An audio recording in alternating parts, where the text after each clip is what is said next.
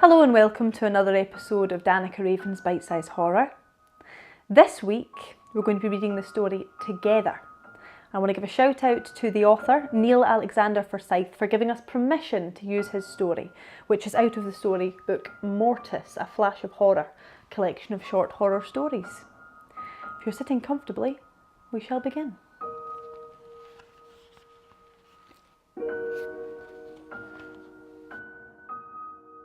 The shrieking felt as if it would never end.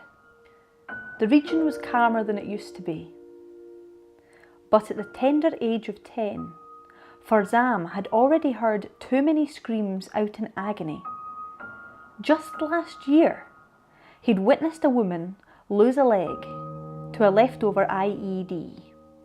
But as horrible as that had been, this was different. The terror only continued to mount as fresh atrocities were inflicted upon their bodies.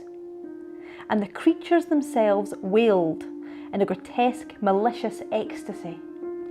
Huddled in the basement, listening to his neighbours beg for the agony to stop, the only thing that kept him from crying out was the feel of his brother, Canvas, clutching him protectively close.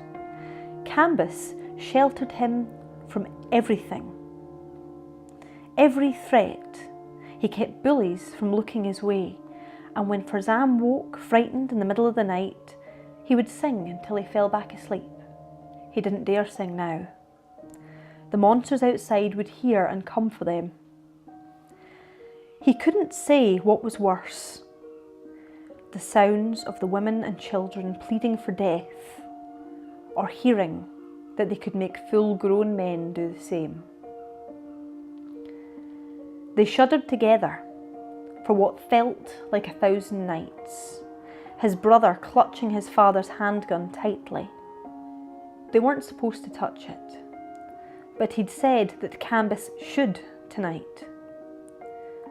Someone had to protect them if...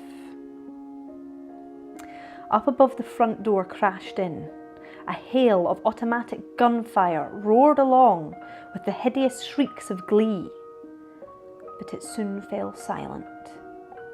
His father, overrun by those inhuman creatures, his bellowed cries echoing off the walls. Forsyth wanted to help, but he couldn't move. His brother's hands clamped tightly around his mouth. His father called out for his mother. Almost 5 years in the grave.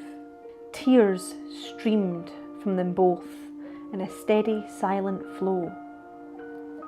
All he wanted was for the torture to end, but the screams only grew louder and more contorted as the hours passed. Finally there came a silence, but Forsyth knew deep within himself that there was worse to come. Something large collided with the cellar door. He couldn't contain his terror any longer. It burst from him in great howls that seemed a siren's song to the depraved beast hunting them. Canvas was bawling beside him. He couldn't help this time. The seconds that had been passing unbearably slowly were now being ravaged, ripped away from them. A first burst through the plywood, allowing one of the creatures to peer in, its bloodshot eye hideous in its fervour. It looked almost human, but so very far removed. Those teeth were meant only for the tearing meat from bone. The eyes knew nothing but delight in carnage, and those horrid screeches sounded as if they were passing through a mile of barbed wire to reach him. The purpose that they found in desecrating living flesh was beyond rage, or lust, or hatred. It was all-consuming. The lock gave way before they'd torn a hole large enough to fit through. The vile abominations tumbled over each other in their eagerness to reach them, collapsing at the bottom of the stairs in a heap. Muttering a prayer to Allah, his brother fired. the bullets tearing through one of the ungodly creatures. But the others paid no heed as it crumpled into a pool of its own blood. These may have been people once. One even wore the uniform of the local Afghan police officers, but Farzam could see no lingering trace of humanity in them, not the slightest hope that they might be spared.